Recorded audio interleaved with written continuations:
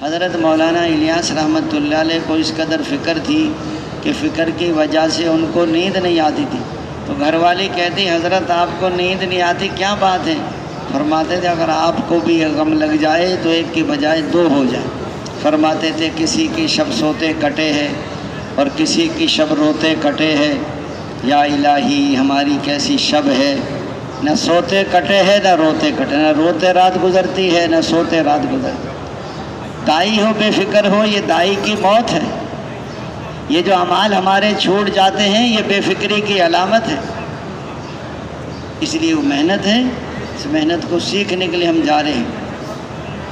تو دوستو بزرگوں بھائیو، جب آدمی یہاں کے جب جیسے کل آپ کی جماعت بنی ہے تو ساری جماعت مل بیٹھ کر کوئی ستون طے کر کے سارے عملوں میں شریک، اسی یہیں سے دو دو کی جوڑیاں ایک نیا ایک پرانا، تاکہ پرانا ساتھی نئے ساتھی کو سنبھالتا رہے اور سارے عملوں میں جوڑ۔ اکیلے امیر کے لیے سب کو سنبھالنا ذرا مشکل ہے، یہیں سے جماعت بنتی جوڑیاں بنا دے، اعمال میں شریک ہوں، ظہر کے بعد کی تعلیم، عصر کے بعد کا بیان، مغرب کے بعد کی کارگزاری، عشاء کی کتاب، صبح کا بیان اور اس وقت کی ہدایات، شروع سے لے کے آخر تک۔ اور جب آدمی گھر سے نکلے تو گھر سے نکلتے ہوئے بھی گھر میں 2 رکعت یا 4 رکعت نفل پڑھ کے نکلیں، اور چاروں رکعتوں میں چاروں کل پڑھیں اور 2 کر کے پڑھیں۔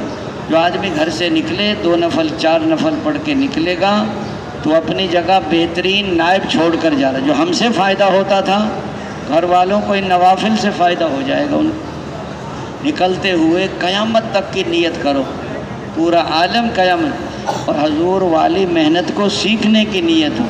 محنت کیا ہے؟ دعوت ہے، تعلیم و تعلم ہے، ذکر و عبادت ہے، حضور والے اخلاق ہیں۔ اس محنت کو سیکھنے کی نیت کریں آپ۔ یہ تو حضور والی محنت کو سیکھنے کی نیت ہو اور اپنی اصلاح کی نیت ہو اور اللہ تعالیٰ کو راضی کرنے کی نیت ہو۔ نکلتے ہوئے بسم اللہ توکلت علی اللہ لا حول ولا قوت الا باللہ جو پڑھ لیتا ہے، ایک فرشتہ ندا کرتا ہے تجھے ہدایت دی گئی، تیری کفایت کی گئی، تیری حفاظت کی گئی، شیطان کو تجھ سے دور کر دیا۔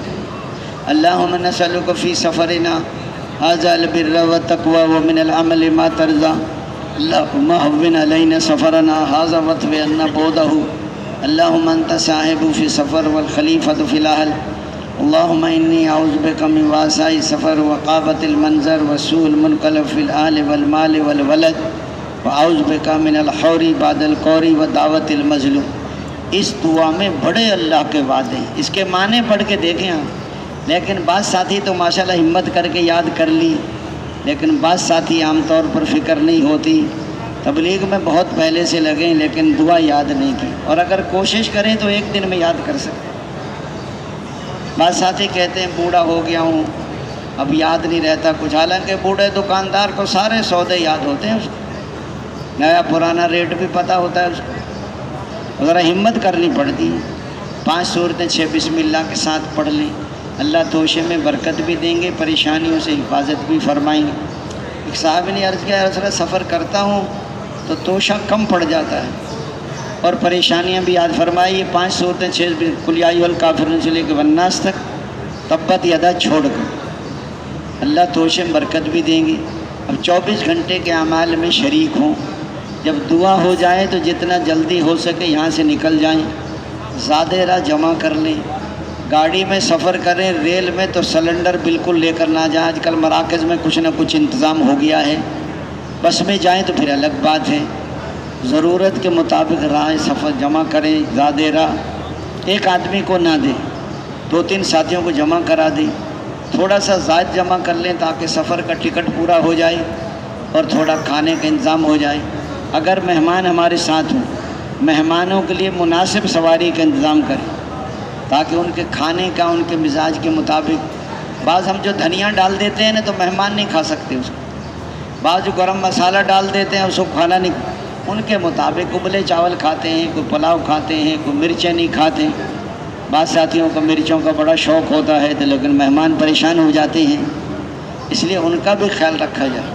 اور یہاں جیسے دعا ہو جتنا جلدی ہو یہاں سے چلے جائیں، چونکہ بعض لوگ شام کی بجا پہ نکلتے تو حضور فرماتے تم آگے سفر کرو، تم نہیں چاہتے کہ تمہاری یہ رات جنت کے باغوں میں گزرے، یعنی اللہ کے راستے میں اگر تم سفر کر لو، اگر تمہاری ٹکٹ 2 دن بعد کی ہے تو یہاں طٰہٰ مسجد میں چلے جاؤ، وہ آپ کو راونڈ والے مرکزی مسجد ہے، اسٹیشن کے ساتھ ہی ہے، آگے تھوڑا سا آپ کو مسجد دے دیں گے، 2 دن کام کرو، پھر اپنے ریل کا ٹکٹ ہے یا کوئی ریل میں بس میں جاؤ تو پہلے بات کر لو ان سے کہ بھئی نمازوں کا ہمیں اہتمام کرنا ہوگا، یہاں سے نکلتے ہوئے نیت فکر قیامت تک کی ہو، اور پیدل بھی چلے تھوڑا بہت جو جتنا چل سکتے ہیں۔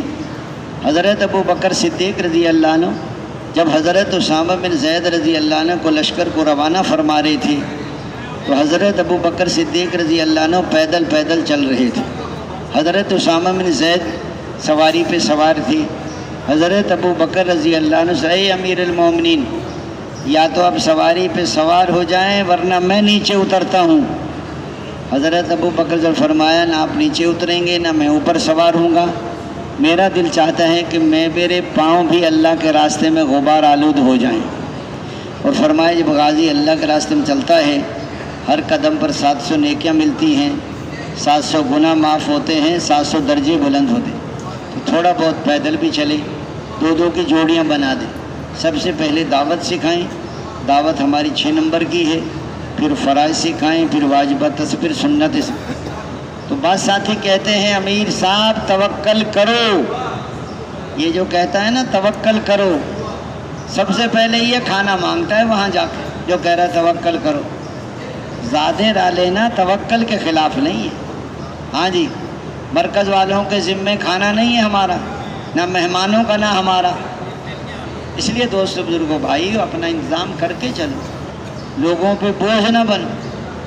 ہاں جی، جو اپنا ہے دوپہر کا کھانا کھا لیا، شام کا لے لیا، یا کوئی اپنا انتظام کر کے چلو، نیت فکر قیامت تک کی، اور اپنا سامان رائونڈ میں بالکل چھوڑ کے نہ جائیں۔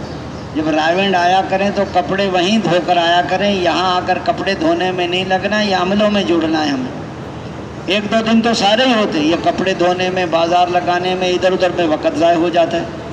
یہاں تو 1 دن آئیں گے، کارگزاری سنائیں گے، پھر تشکیل ہو جائے گی، پھر چلے جائیں گے۔ اس لیے فرمایا اپنوں میں جڑنے کا نام ہے نیت فکر قیامت تک کی ہو، چونکہ مسلمان دین پر عمل کرتا ہے 150 سال، جنت میں کتنا رہیں گے؟ کیوں رہیں گے؟ نیت کی وجہ سے۔ کافر نے تو 150 سال کفر پر عمل کیا ہے، وہ جہنم میں کتنا رہیں گے؟ کیوں رہیں گے؟ نیت کی وجہ سے۔ نیت اور فکر قیامت تک۔ حضرت جی فرماتے تھے لوگوں دنیا کے آخری کنارے کی نیت کرو۔ جی ہاں، تو یہاں سے نکلتے ہوئے دوست بزرگوں بھائیوں اسٹیشن اڈے پر پہنچے، آگے دائیں طرف چلیں، سلام کرتے ہوئے چلیں، نظروں کی حفاظت کریں۔ اسٹیشن پہنچ گئے تو گاڑی میں دیر ہے تو تعلیم شروع کر دیں، 2 جوڑیاں بنا دی، قریب قریب کے لوگوں کو دعوت بھی دیں۔ اب جب سواری کا انتظام ہو جائے تو بسم اللہ پڑھ کے، صرف بسم اللہ پڑھ، چڑھتے ہوئے اللہ اکبر پڑھنا ہے۔ اللہ اکبر اس لیے ہے کہ آیا ہے حیات الصحابہ میں کہ ایسی امت پیدا کروں گا جو اوپر چڑھیں گے تو اللہ اکبر پڑھیں گے، نیچے اتریں گے تو سبحان اللہ پڑھیں گے، اور دین کی وہ محنت کریں گے، نہ ان کے پاس علم ہوگا نہ حلم ہوگا۔